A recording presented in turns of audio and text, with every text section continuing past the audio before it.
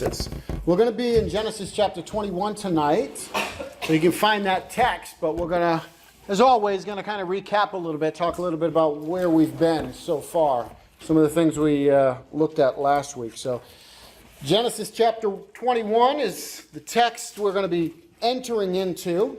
And as you start to find your way there, what were some of the things that we talked about last week? What's some stuff that kind of stuck with you from our discussion? Anybody remember anything we said? Well, it was a lot about Abraham saying Sarah was his sister. Right. Abimelech. That's right. Yeah. There was a relapse, right? We saw this happen once before when Abraham goes down into Egypt and he has Sarah lie, and they both lie to the Egyptians. We've got the same event that happens again. And sometimes we read this. I don't know if you've ever thought this, but I've had occasion where I've read through it and then come to Abimelech, this section, and thought, how stupid could he be? And then I think, oh, that's me, right? Am I the only one, or have you ever been there? Yes. Thank you. Somebody's been there. Sometimes we get these same things going on as Abraham did, and it can be almost the same exact event, right? The same thing happens with Abraham. Sometimes we go through these same kind of periods. So he's got this relapse. Happens again. And what else? What else we talk about? I thought it was Abimelech said, I'm giving your brother all this. He didn't say, I'm giving your husband all this, I'm giving your brother all this. Yeah, Abimelech gives Abraham some different treasures. And what is God doing? Blessing Abraham. He's blessing Abraham. Had God promised that he would bless Abraham? Yes. Is God keeping his promise? He's keeping his promise. And we might think, not fair. You ever read some of these stories in Abraham's life and think that's not fair? I mean, Abimelech did, he does nothing wrong. He's lied to, and yet he has to offer these, he kind of has to pay for it in a sense. A very similar thing happened in Egypt, and we might think, man, this just seems unfair. Unfair. Did God ever say he was going to be fair with Abraham? No, he never said, I'm going to treat you in a fair way where if you do certain things, I'm going to bless you. Remember, we talked that the covenant with Abraham, at least initially, was what we would call an unconditional covenant, right? God doesn't give any stipulations except the initial call. Abraham, follow me, go where I tell you to go, and I'll bless you, right? That's kind of really the only stipulation initially. And he says, I'm going to be with you, I'll bless you. And so God is doing that here. He's faithful to his promises. So again, that's that unconditional kind of covenant that he has with Abraham. Was it interesting that Abimelech has to have Abraham pray for him? Anybody think that was a little strange?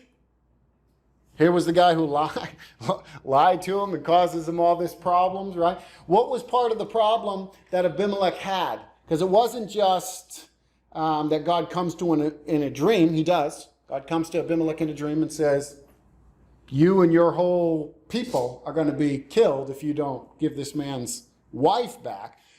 But there was something else going on that Abimelech could kind of know that there was a problem. Everybody quit having kids. Yeah, there was a ceasing of having babies going on. So God is stopping. He's stopping the wombs of these people, which kind of points to, we didn't talk about this, but what does that mean in relationship to these nations and their gods and the one true God? What does this tell us about Yahweh? What does this tell us about the God of Abraham?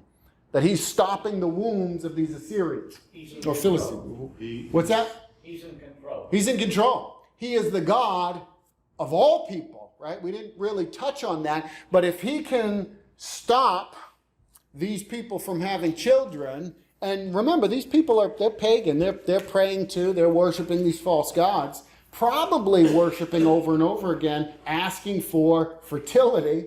Part of their pagan worship was about fertility, and their gods are unable to do anything, and the one true God, the God of Abraham, is able to stop reproduction from happening. He's in control. He's in control of all things. Is there anything else in the text that... You mentioned too that Abimelech had more fear for Abraham's God than Abraham did. That's right. That's right. Abraham said, I didn't think there was any fear of God here. Any fear of, of my God anyways. Any fear of Yahweh here. And Abimelech actually is the one who has more fear of Yahweh than Abraham does. Is Abraham fearful? Does he have fear? Does Abraham have fear? Oh, yeah. Yes. He does. But he's not really afraid of God. He's afraid of these people. Right? So he's got fear. He just doesn't have the fear of the Lord. Mike, did you want to say something? Isn't Abraham, though, afraid of Abimelech because he is known as a king that takes what he wants? Abraham is afraid of Abimelech because he believes that there's no fear in the land. That Abimelech doesn't fear God, Yahweh. But he actually has more fear than Abraham. Yeah, he fears Abraham's God more than Abraham does because he's willing to Do you think obey. that was true though before? Do I think it was true before? I don't know. I have no way of knowing. Doesn't tell us. I was actually getting ready to ask that, but Yeah. because the way I'm reading it is, he definitely has fear when when God talks to him, because none of his gods have ever talked to him before. Yeah, right. That we know of. Obviously, well, I mean, they're false idols, so. taking something that he, Yeah, we don't know. We don't know. Could, I mean, this gets us into some speculative theology, but, so this isn't Bible, but we could talk about it for a moment. Is it possible that Abimelech has heard of Abraham's God before? Oh, yeah. It's possible. I mean, Abraham met a man who was priest of God Most High, didn't he? Anybody remember who that was? Melchizedek. So we know that God Almighty, Yahweh, has people, at least one. We know of at least one guy who was the priest in the land who's spreading the truth about who this God is. So it's possible. We don't know. I'm not saying that Abimelech does have, this fear of Yahweh before Yahweh reveals himself to him. But you and I both know that just because God does and God doesn't do a big miracle other than stopping his wives from having children, but you could explain that away, couldn't you? If you wanted to. He comes to him in a dream. Could you explain that away? If your heart was hard against God, could you explain that away? Sure. What happened with the Pharisees and the Sadducees in Jesus' day? What kind of things did they see? What'd they see? miracles. All kinds of miracles, right? Feeding of thousands of people, the healing, the casting out of demons. Did they believe in Jesus? No. No. They explained it away. It's because of Beelzebub, he's got the power of Satan, all these kind of things. So just because God comes to Abimelech in a dream does not necessarily mean that Abimelech could not harden his heart against God. We see that later on in the book of Exodus, don't we? What happens with Pharaoh? Hardens his heart. And he sees all kinds of things going on. So he still hardens his heart against Yahweh. So we don't really know. Abimelech may have had some knowledge of Abraham's God prior to this. He might not have. It's possible, but we don't know. The one thing we do know is that when God does reveal himself to Abimelech, he listens. And he has more. Now remember, he's got more fear of Yahweh than Abraham, and Abraham has experienced walking with Yahweh for many years, hasn't he? Who should have the greater fear? Who should be the one who fears Yahweh more? Abraham should, regardless of where Abimelech is or whatever. Abraham knows God. He should have that fear. He should be willing to trust and obey, right? Maybe he should have had that hymn we sing. Trust and obey. Of course, we have it, and what do we do sometimes? Act just like Abraham. Oh, we do. That's something we can see in the life of Abraham, as well as other biblical characters, is sometimes we can really look at them and see ourselves. And often we should see ourselves there. Yeah, go ahead. I have a thought, and I don't know if it's true or not. Okay. God surely did not have a relationship with Abimelech. Otherwise, I don't believe Abimelech would have been allowed to have a harem of women to have babies. Did God have a relationship with King David? Yes. Later on, does he have a relationship with King David? I don't remember what we're doing today. This answers your point, though. This challenges your point. David had many wives. Solomon had many wives. And they had a relationship with Yahweh. Abraham has a relationship with Yahweh, and he has 2 wives at this point. He's going to have more. He's going to have more, and he's going to have more children. Well, I condemn him then. There you go. There you go. Wow, that's all we need. That was unaccustomed at the time, though. It was. It was. And we talked a little bit about this last week. There are going to be things that we come across that we think, that doesn't seem quite right. And God overlooks some of these things early on. He's working with people and he's working over time. Now, he's going to bring the law of Moses in. That's going to clear up a lot of things. But there's still going to be multiple wives, especially among kings and such like that. And God, again, is still working with them. It's not what God had always intended, but God is not holding that against these people. Well, I remember Adam and Eve, and Adam only had one. Yeah, as far as we know. As far as we know, there's nothing else recorded. And God didn't create more for Adam. He only created one. Yeah, and Jesus brings this up, right? He says, God created a male and female. It was meant to be one man, one woman for life. But that's not the way history worked developed. out. So we can't look at Abimelech and just because he has multiple wives say he's condemned. He couldn't have had a relationship with God. That's just not accurate because there's others, including Abraham. Well, I guess who my did. information comes from a movies that I had watched 100 years ago, Yeah. where these women were actually slaves, not free to be there. Yeah, Hagar was a slave too. Yeah, Yeah. yeah.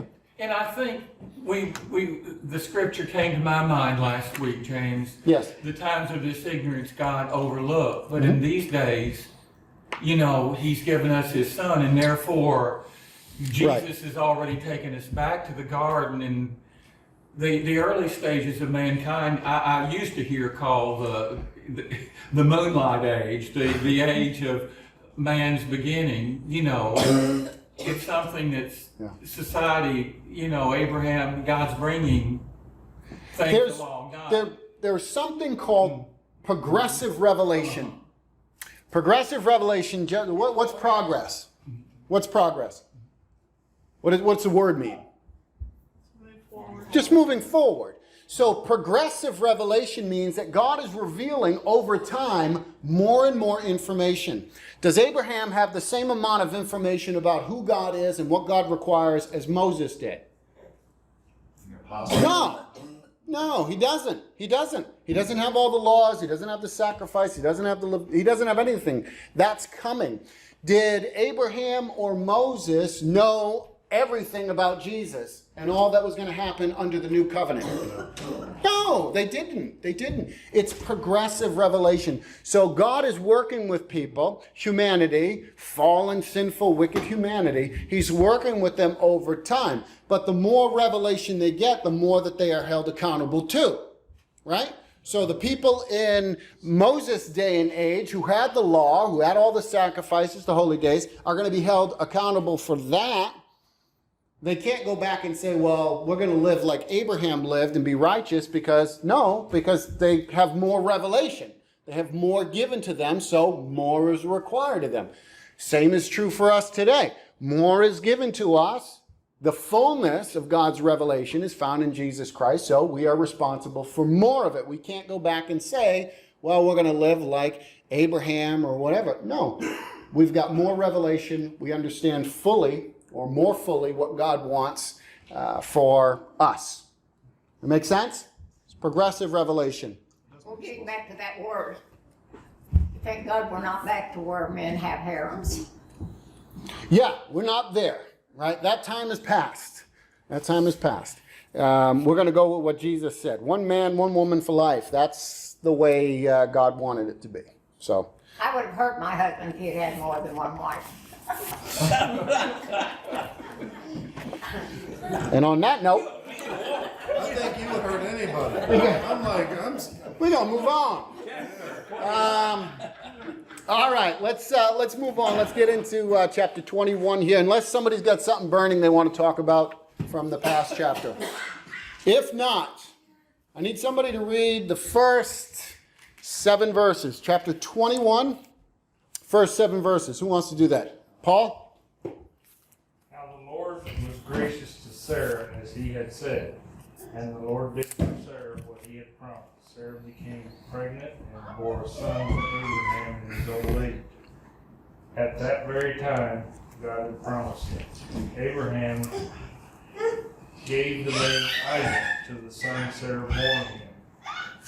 When his son Isaac was 8 days old, Abraham circumcised him as God commanded. Abraham was 100 years old when his son Isaac was born to him. Sarah said, God has brought me laughter, and everyone hears about this will laugh with me. Then she added, who would have said to Abraham that Sarah would nurse children? Yet I have borne him a son in his old age. All right, thank you. How many times had God specifically promised Isaac to Abraham and Sarah? Specifically promised that they would have a child together. Anybody remember how many times he specifically? The first time, didn't he? Sent the angel to tell him. There was, how many times did he say? Anybody know? Wasn't it 2? It's 2 times. 2 times. 2 specific times. In Genesis chapter 17, 16 to 21. And then the second one was in 18, verses 10 through 15. So here in 21, chapter 21, we have the fulfillment of the prophecies that God had prophesied. God had promised that Abraham would have children. Back in Genesis chapter 12, verses 2 through 3, he said, I'm going to make of you a great nation. Now, it wasn't specific about Isaac. We get those 2 specific ones in 17 and 18. But all the way back in Genesis chapter 12, God had said, I'm going to make of you a great nation. Now, when he said, I'm going to make of you a great nation, which would mean he's going to have children. You're going to have children. How old was Abraham at that time? 100. Or 100. So he's 100. No, he's 100 here in this text. Back in that text in chapter 12, the first calling, he was 75. 75. So what does this text that we just read, what does this text tell us about God? Fulfills his promises. He fulfills his promises. You want to say same thing? Yeah. He fulfills his promises, and it's his time. So again, how old was Abraham and Sarah when Isaac is born? 100. He's 100 and she's 90. She's 90, and Abraham is 100. So how long was it from the first promise to Abraham in chapter 12 to Isaac is born? 25 years. Okay. Right? Like, let that sink in. Let that sink in. I don't know about you. 25 years? It's 25 years. I don't know about you, but I'm looking at the microwave for the minute rice to be done in 30 seconds. It's 25 years. 25 years. Can you understand that as time starts to click by, that Abraham and Sarah would wonder? God says, when he's 75 years old, I want to make of you a great nation. I'm going to bless you, right? Which means he's going to have children. And then time clicks by. 10 years go by when he's in the land. 10 years go by. No children. Is that enough time to have a child? 10 years? Yeah, that's, it's about the border, right? At about 10, I'm wondering. Like, oh, yeah. I mean, 10 years is a long time. He's in the land for 10 years. He still doesn't have a child. And so he starts to talk to God. God says, I'm going to be with you, all that. He says, how can I know I don't have an heir? I don't have a child. Then God has to say, listen, don't worry. Eliezer of Damascus is not going to be your heir. You're going to have a child. And then time goes by. And then Sarah starts to say to Abraham, maybe through Hagar. Maybe the promise is through Hagar. Maybe we have to help God out. Right? God had promised that you would have a child, but you ever think God needs help sometimes? I think that he does a lot, but But we still try to help him anyway. Yeah, well, yeah. Yeah, think about that. Maybe we don't, maybe we do. I don't know. Maybe some of us don't, but do we act like God needs help? Yes. I think we at least act that way sometimes. We act like, maybe I need to help God out. And that's exactly what's going on. But can you understand? Can you get in the shoes of Abraham and Sarah? Would you be wondering? Right? Because God didn't say, in 25 years from now, you're going to have a child. Right? He didn't say that. He said, I'm going to bless you. You're going to have children. And then 10 years clicks by. No. God says, don't worry about it. You're going to have a child. Then more time passes by, and they still don't have a child, so they start to work out. Maybe it's true. Maybe it's this kind of marriage through Hagar or something. But didn't he specifically say at one point that Sarah would bear him a son? He does. After that, he says Sarah's going to, because Abraham says, just have the Ishmael. Just have the promise go through Ishmael.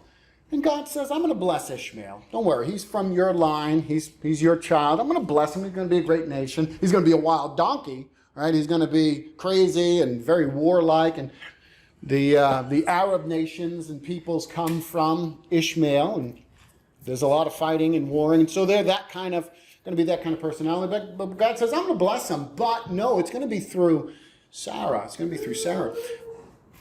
But I think what we want to just explore here for the moment is to get into the mindset and not to be too harsh with them, to think, if we were there too, my hunch is, we'd be just like Abraham and Sarah. We'd be wondering, man, it's been 10, 11, 12, 13, 14 years. Like, when is this going to happen? And not only in that 25 years, she's been now in a harem with Abimelech. Twice. She's been in two different guys, harems. That's right. And we still don't have a child. That's right. Yeah, there's still no child going on. Where's the promise? So this would be, I think this is just common sense that we would be the same way. It doesn't happen until, again, 25 years clicks by. Is it important to remember? Is it important to remember that God is faithful? Yes.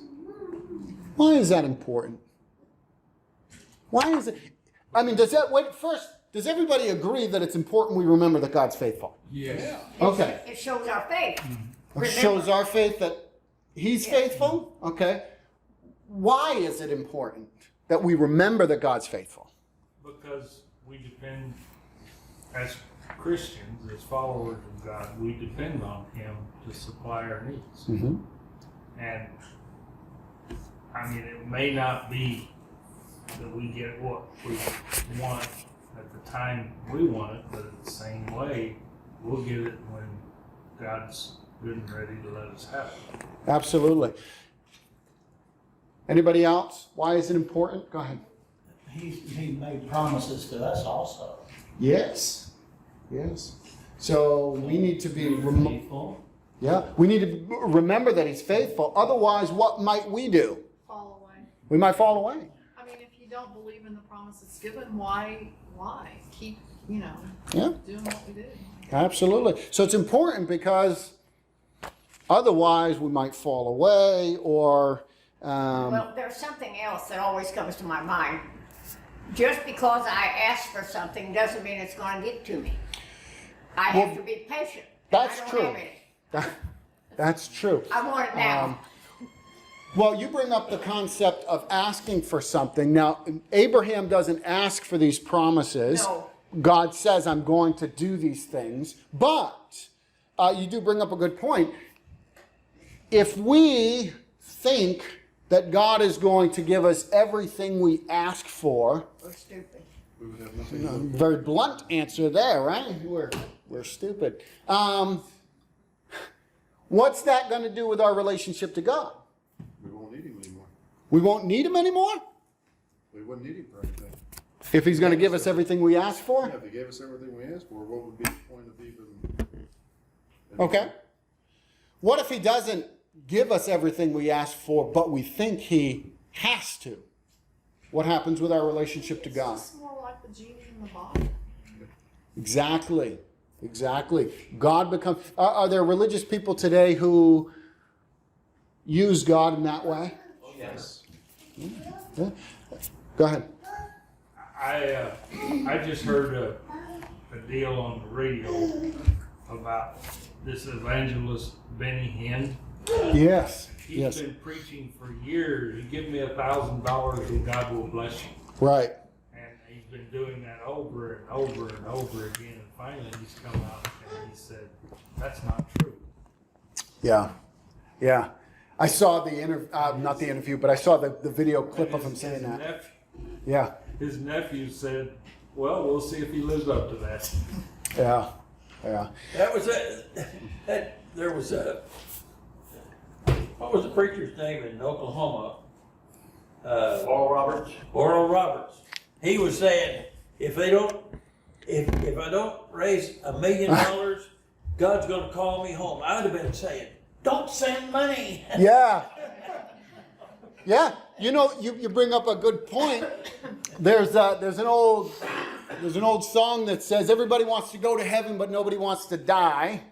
So we all want the good stuff, but come Lord Jesus, just not today. Just Not today. Not right now. I need more time or whatever. But if we truly believe the hymns we sing, if we truly believe the scriptures, this world is not my home, I'm just passing through, my treasures are laid up somewhere beyond the blue, then we would be doing what you said there, Luther. We'd say, don't send any money. I want to go home. I want to go be with the Lord. But that gets us off into a different area. But there is this idea out there that God will give you whatever you ask for. Eventually.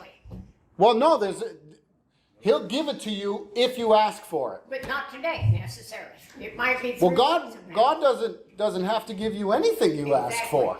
So He may not give you anything. Go ahead, Paul. Well, you remember here 4 or 5 years ago, well, probably more than that, through the religious community, there was this book about Jabez. Oh, right, yes. And that's exactly what that was, a gospel of prosperity. Yeah. And the thing is, it's true to a certain degree. God is going to bless us for what we do. Well, it's true that He is going to bless us, but maybe not the way. Bless you. Maybe not the way we like. Yeah. And now it's important that we distinguish between us asking God for something and God promising something to us. Those are two different things, aren't they? Yes. Two different things. Now, has God promised certain things for the Christian? Yes. He has. So those, can God be counted on to fulfill those promises? He said this is going to happen. We can count on him. Now, we can ask him for whatever we want. He doesn't have to give it to us or give it to us in the way we want or anything like that. But God has made promises to us, just like he made promises to Abraham. Here's the question. Is it hard to wait on God and his timing? Yes. Yes. It can be, right? It's not now. Yeah, it's me with the microwave. Yeah. Right? I'm shaking that thing or the popcorn maker, whatever it happens. It's not fast enough. I mean, if it was 10 seconds, it'd be too long for me, right? So sometimes impatience, right? We get very impatient. God is not slow, as some people count slowness, right? Where is the promise of his coming? Peter talks about that, right? People say, God said he was going to come and judge the world and everything was going to be done. Yeah. Everything's been going on since the beginning. We're still waiting. And Peter has to say, but God is not slow as you count slowness. He's not desiring that any should perish, but all would be saved. He's patient. He's long-suffering. Well, what happens when you don't have any patience? When he was passing it out, I misunderstood him and I said I don't need any. Well, you're right in line with Abraham and Sarah. You're in good company in that sense. It's a struggle. But should we struggle against that? We should. We should struggle against being impatient. We should definitely, because we have to remember that God is faithful. He's going to keep his promises. Might not be in our time. There was a woman who was sick. She had an issue of blood for 12 years. Everybody remember that story? Yeah? In the Gospel of Mark, it's in the other ones as well, but in the Gospel of Mark, she's sick for 12 years before she ever met Jesus and was cured. How'd you like to be sick for 12 years? I wouldn't want it for 12 days. Yeah. Long period of time. Long period of time. Now, did she eventually get her healing? Which I'm pretty positive she prayed about. She seems to be a God-fearing woman anyways. Probably, she seems to be a Jew. She probably went to the temple and offered sacrifice. Right?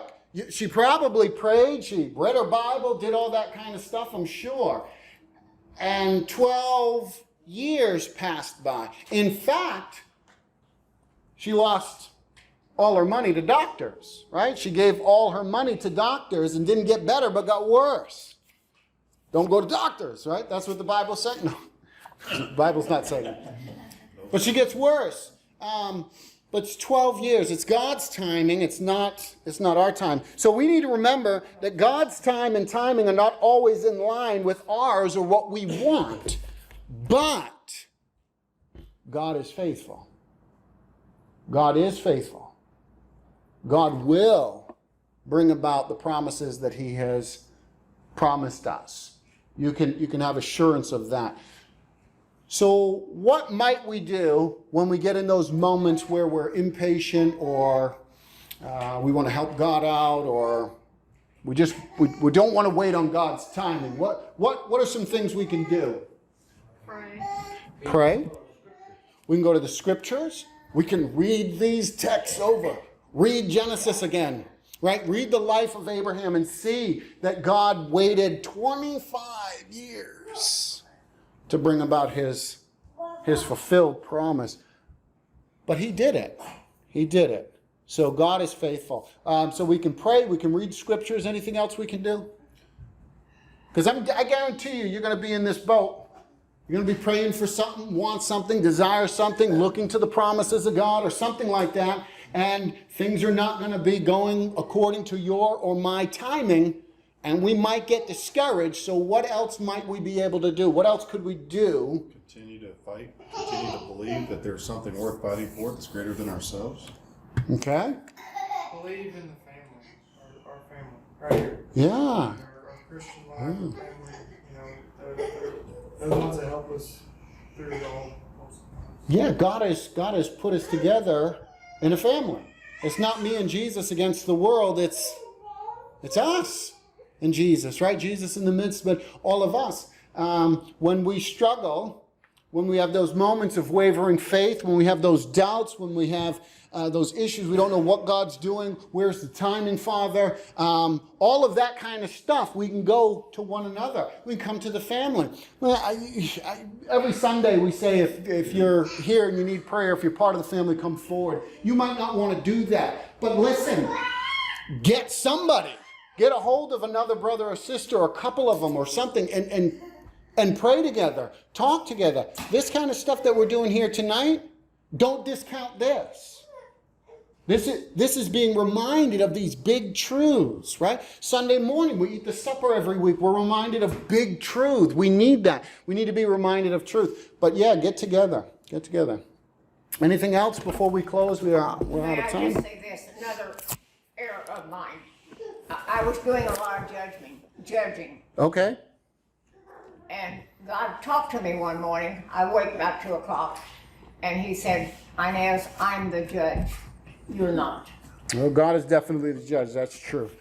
God So is the whether judge. he answers prayers this minute, or 2 weeks from now, or 25 years from now, However he does it, he's going to do it. But he will. He's going to fulfill his promises. well, don't you think He's that faithful. maybe Abraham might have thought, I don't think he's going to do it. So Abraham was judging. I do think he thought, Yeah. where are you? So he I was don't know if you're gonna judging do this. God's word, and that's what I've often done. Not God's word, but certain events that's happening today, not 3,000 years. Yeah, that kind of stuff. Yeah, go ahead, Elaine. When we pray, I think we should prepare for whatever we have been praying about. Yeah, absolutely. Absolutely. Sure. We should pray believing that God can do far more than what we ask for. That's Far true. more than we exceedingly abundantly above what we ask. That's right. He's not powerless. He's powerful. He can do it.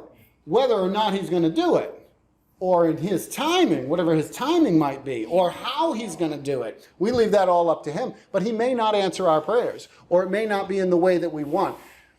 But asking God, everybody got this, because we keep going kind of back and forth over these, but I want to make sure they're separate. God's promises, he's going to do. He's going to fulfill them. If we ask for something, God can do it. He might do it. He might do it in a different way. We don't know. But we need to wait on God in either way. He is going to accomplish all his promises. All right. Bill, can I get you to close this in prayer?